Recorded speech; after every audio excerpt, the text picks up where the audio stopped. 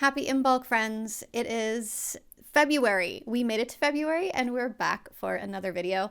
And I wanted to take you guys through my Imbolc celebration today because I really enjoy celebrating the pagan sabbats and the turn of the wheel. Every couple of months we have a new one to celebrate, and I feel like it really helps me get back to center, ground myself a bit, take a moment out of my busy life to focus on gratitude, focus on the things that I am creating in my life, focus on my home and the magic of, being in my home and the wonderful things that I can create there, the peace and the joy and the feeling of connection that I have to the world around me when I'm in my home, and how we can cultivate all of that. I feel like the sabbats are a really great way of doing that, and of just getting more in touch with nature, with the simplicity and the beauty, in life, especially when the times are hard and the things around us are challenging and chaotic, which they are very, very chaotic right now. And so Imbolc came around at just the right time. And I feel like this Imbolc feels significant. Like this is an energy that we all need to be cultivating. And this is a reset that we all need. And so I wanted to just talk a little bit about Imbolc and what it means and what I'm doing to celebrate this year, and share it with you all in case you wanted to follow along, try any of these things for yourself. And if you just enjoy content like this, then welcome. And also, I don't like to get too caught up in dates and that type of thing. Yes, I think everyone around the world celebrating something on the same day really does help cultivate that energy throughout the world. And I think that's a great thing. It also builds a sense of community and connection with people around you. But I don't always get to do things on the exact day that they're happening. This happens to me a lot with the moon cycle, with these Sabbath celebrations and festivals. Sometimes I will have, a little bit of time in my day for them, or I will be able to focus on them a little bit more maybe the next day or the day after that. And for me, I like to not let that take away from my experience of the celebration. So I know this is coming out a couple days after Imbolc, and if you haven't done anything and you get inspired by any of the stuff that I'm doing in this video, then I think that's great. And I think you can still do it. And it's still going to be meaningful and significant to you. And if you believe that the universe is taking your energy, and working with you and making that connection and really helping cultivate all of the things that you're doing in the universe around you and in the energy of your life, then I don't think that the universe necessarily cares that you're doing it 4 days late. You know what I mean? So that's just my take on that. So let's start and learn a little bit about Imbolc. It's been so fun doing more of this over the last 2-3 years, because I feel like I'm starting to finally get familiar enough where I really understand, as we're going into it, what this is all about. And I'm starting to remember a lot more details and facts. But if you have never really done this before, then that's fine. You're in the right place. I'm going to keep it simple, and we're just going to talk about a couple of the main concepts and the type of things that Imbolc symbolizes and can help you to cultivate in your home. Some simple things and practices that you can do at home to help the energy of Imbolc really, come into your space and to celebrate it. And just a little bit of the history so you understand a little bit more about it. And I'm going to show you some of the stuff that I'm doing today to help celebrate as well.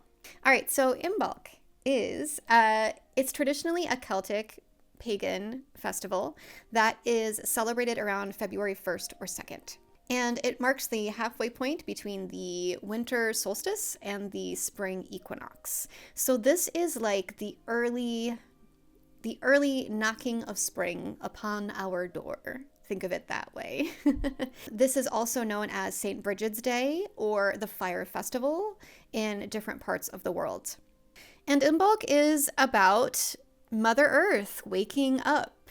It is just the very first glimpse that we have coming out of winter at the spring that is waiting ahead for us.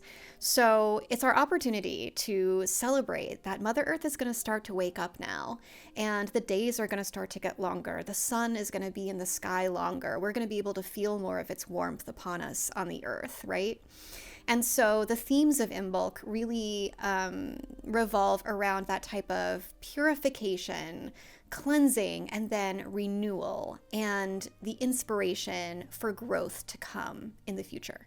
So those are the things that we really want to be focused on and celebrating and thinking about as we're going through our Imbolc. So some of the things that we can be doing in our homes to celebrate, we can do a spring clean. We can do a day where we just open the windows a teeny bit, even if it's cold, let a little bit of that fresh air in. Do a spring clean of your home and really clear out the old stagnant energy from winter to make way for new things to come in for the rest of the year. You can also do this in your personal life by doing some reflection or some intention setting. If you prefer not to celebrate New Year's with that type of time to make resolutions and change our lives energy, then this would be another good time to sit down and think about your goals and resolutions for what you want to bring into your life, because spring brings with it this really great motivation and energy for potential and things to be born. And so you can also think about that in your personal life and your personal development work as well. If you have seeds to plant for an early spring garden, this would be a great day to put some intention into putting some seeds in soil inside, I'm going to guess. Unless you are in the southern hemisphere, you're probably not planting anything in the ground right now, but we can start the process by doing some seed planting. This is also a day and a holiday that is associated with fire. So doing any type of fire or candle magic, anything like that, to light a fire somehow to help celebrate that energy of the returning warmth that's coming back into the world, and that fire that's going to light a fire beneath us to help birth new things in our lives. Those are great ways to use fire as part of your Imbolc celebrations. All right, and so I will get into some of the stuff that I'm doing in a little bit, but a little bit more about Imbolc and the celebration of Imbolc around the world. So Imbolc is also associated with the Goddess Brigid, a Celtic goddess who I believe became a Catholic saint. I'm not Catholic, and I never have been, so correct me if I'm wrong in the comments. So Brigid was the goddess of poetry and fire and healing. She's a really incredible figure. She's also often the goddess most associated with the maiden, mother, crone archetypes that you might be familiar with. And so part of celebrating today is also lending a nod to Brigid, doing whatever you can to just honor her and the energy of the things that Brigid represents, and gives us a chance to explore through our veneration of her. And so doing some things to honor and celebrate Brigid today is also a great idea. The way that I connect to Brigid, I really like her a lot, and her connection to fire and the fact that this is her energy is why this was often celebrated as a fire festival.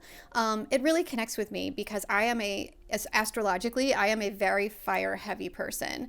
I have more signs and placements in fire signs than anything else in my chart. So 2 of my big 3 are fire signs, and so I have a lot of that fiery energy, that motivation, and that need to constantly create and grow new things in my life.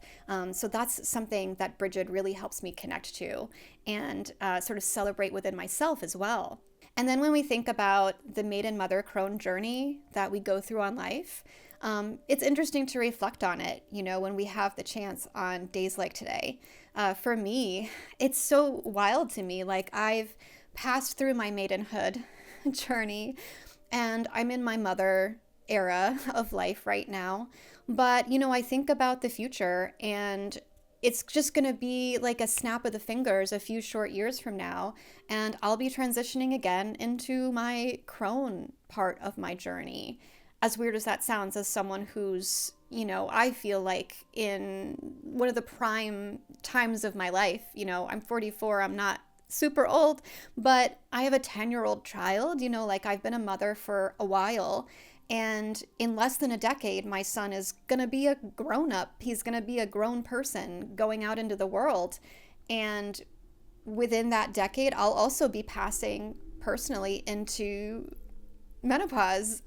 So I will be transitioning into that crone phase within the next decade. And I've connected to my mother energy, and I feel like I've made good of the last 10 years since I've been a mom, and I've really enjoyed that part of my life. But part of me actually really looks forward to that transition to what I will become next in this new incarnation of my life, when I'm able to tap more into this wise woman, this sort of more sage energy. I feel like I'm gonna, as much as I feel like I'm thriving right now, I feel like I might be at my most powerful once I leave this time of my life behind and, oh, what's the word I'm looking for? And embrace my inner crone. And Brigid reminds me that it's okay to feel that way, and it's okay, not to lament the fact that I'm not a maiden anymore, that there is value and strength in each of these different phases of your life. And, that's just a really good reminder that there are things about me right now as a mother that I really cherish and I feel like make me a stronger and better person. And that as I continue to evolve and grow on this journey, it's just gonna continue that trajectory of growth in my life to this new phase, and to have experienced all of that and to be able to go through that entire journey. It feels really special, and I feel like honored to, be someone who's in tune enough with myself to really recognize the benefits and the way that being in each of those phases was meant to impact my life. And so I really love that part about Brigid too, and thinking about these things in terms of, what does this mean about me right now? Like, where am I in life? And what can I be doing to cultivate more of the energy and the lessons and the way that I'm supposed to be moving through life right now while I'm here? I think that's really important and special. And I also look forward to continuing to do that as I grow and change in the future as well. Okay, so if you want to honor Brigid, this Imbolc, there are some traditional things that you can do. There's something called a Brigid's Cross, which is a little home craft. Brigid, things like poetry and crafting are associated with Brigid, so doing any type of crafting or creative work today is a great thing. So if you want to craft a Brigid's Cross, that is a really cool thing. It will look awesome if you weave it together. You can put it on your altar, you can hang it up in your home in order to sort of call in Brigid's blessing and protection for your home, and to, honor her and celebrate her as well. Offerings that you can make to Brigid or leave on your altar if you do that. Things like bread and honey and herbs and early spring flowers. Those are all great things to offer in order to honor our girl Brigid today. Of course, again, with the fire, lighting of candles, any type of candle magic, or having a bonfire.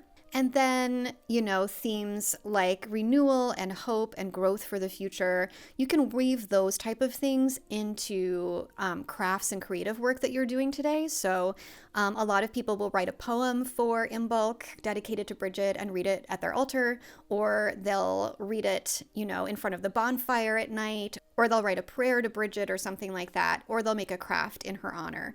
And those are all great ways to celebrate and bring more Brigid's energy into your life today. So, like, on the simple, mundane side of things, the stuff that I'm going to be doing today are just simple things that I love. These type of rituals that give me just a little bit of focus and the ability to have a little bit of fun and whimsy in my day while I put them together. So I will be doing a simmer pot for Imbolc, and the type of things that you can put in a simmer pot today that will have correspondences that really work great with the energy of this purification, renewal, and inspiration and growth for the future. Things like lemon or citrus, herbs like rosemary, lavender, flowers like chamomile, bay leaves that you can write intentions on, and things like cinnamon to help call in abundance and joy in your life. And then to honor Brigid, maybe just a splash of milk in there as well, because we always think about lambs on Imbolc. And so like, there's just something about like new life, the richness of nature that nature gives us. And so things like bread, honey, milk, things like that are all associated with today. So that would be a good thing to throw in there as well. This may be a little, I haven't even looked to see if I have all the ingredients I need, but I'm going to just assume that I do. I had planned to make some honey cakes today because any type of baking that you can do, especially around breads, sweet breads or sweet treats like desserts, things that have elements like lemon, poppy seeds, honey, lavender, those all make really great baked goods, and it's really nice to incorporate that type of freshness with what you're baking today. So honey cakes just seemed like a really fun thing. Let's hope that I have everything I need to make those, or else we might be changing our plans last minute. We'll see.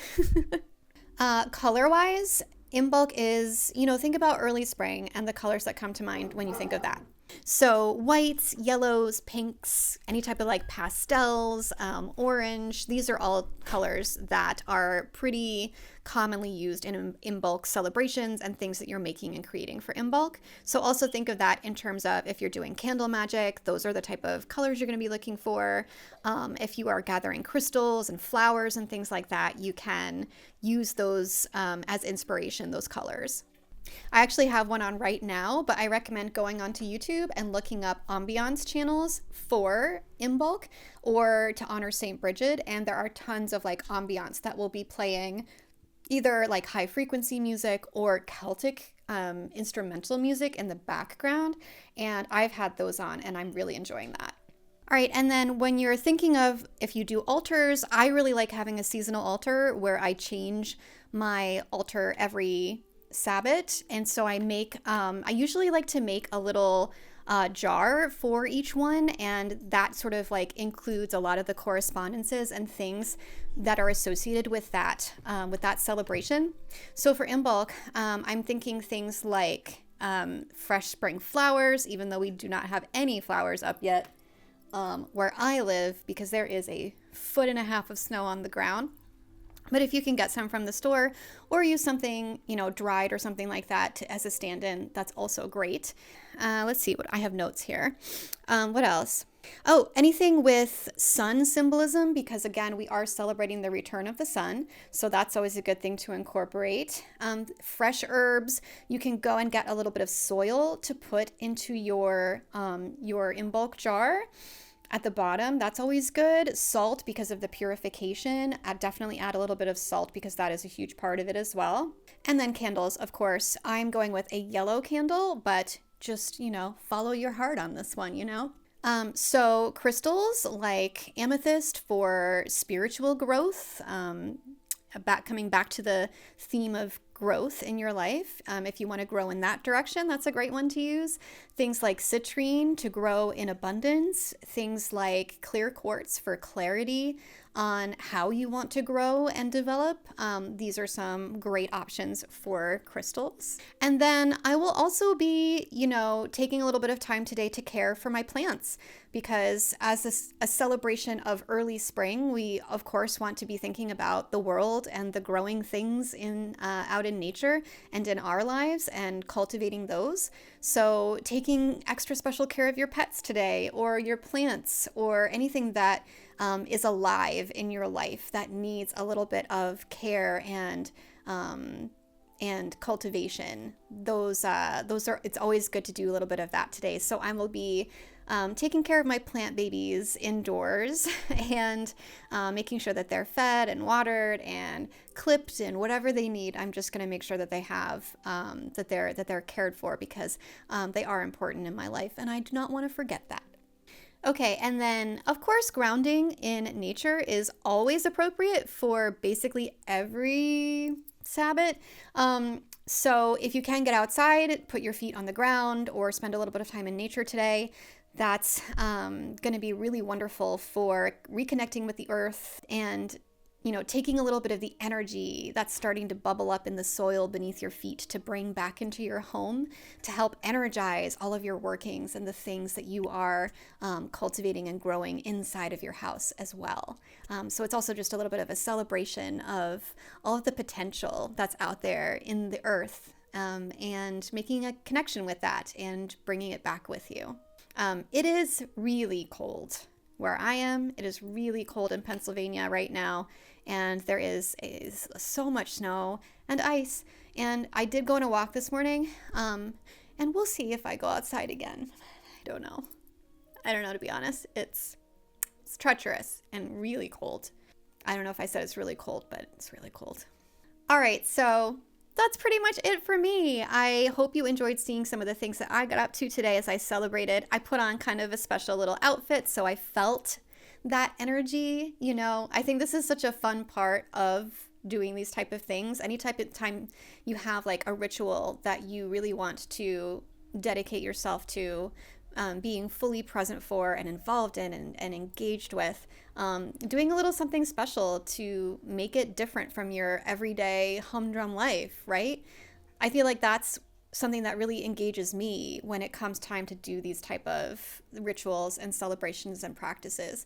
So I put on a fun outfit that made me feel really good and like flowy and kind of dreamy today, because that is kind of the energy of Imbolc that I want to cultivate more of and bring more of into in my life and lean into. It's feminine. I'm feeling very, very feminine and very dreamy today. And so I, decided that I wanted to really feel that way inside and out, which is why I put on something fun that really made me feel like that. And so I recommend that as well. Sometimes just making a day special is all you need in order to motivate yourself to get up and actually do something fun and different that's going to benefit you on a soul level, but maybe also in your home and your space and with your loved ones and your pets and your plant babies and all of the things that you're trying to do in life to help support that as well. So I hope that you enjoyed whatever you did to celebrate Imbolc this year, whether you did it on the actual day or whether you're seeing this and you're a week late, that's totally fine. I really hope that it helps you get your head back in your body, because I know my mind has been all over the place lately. But if it can help you ground and come back to yourself and center and remind yourself of the things that are really important in your life that you want to focus on, to be able to cleanse and clear away a little bit of the fog and the heaviness of the last couple of months, so that you can reinvigorate your life and yourself and have that pure connection and hope and excitement about the future again. I know that I really needed that. So I'm glad that Imbolc came when it did this year for me. So blessed be. And I hope that you had a really lovely Imbolc, and that February is going to be a month for you where you can also look around and say, I'm ready to set this down and I'm ready to pick this up and see where we go from here. And hopefully it's something that brings more success and joy and peace and prosperity into your life. And if you do need a little bit of help setting some intentions and visualizing things that you want to bring into your life and create in the future, then may I recommend that you use my free meditation on visualizing your dream life to help you do that today. I will put a link to it below. You can download or listen to it for free, and I love doing meditation videos, so I'm so happy that I can share that with you all. All right, well, that was the serious part. And so now, no, that's it. I'm done. I did it. We did it. We talked all about it. And now I'm going to go and eat whatever, make whatever I'm going to make, because I haven't actually done it yet. That footage is from later. So we'll see if these honey cakes happen, or if we might be surprised with something else. We'll see. All right. Thank you so much for watching, and I will see you again soon in another video. Okay. Bye.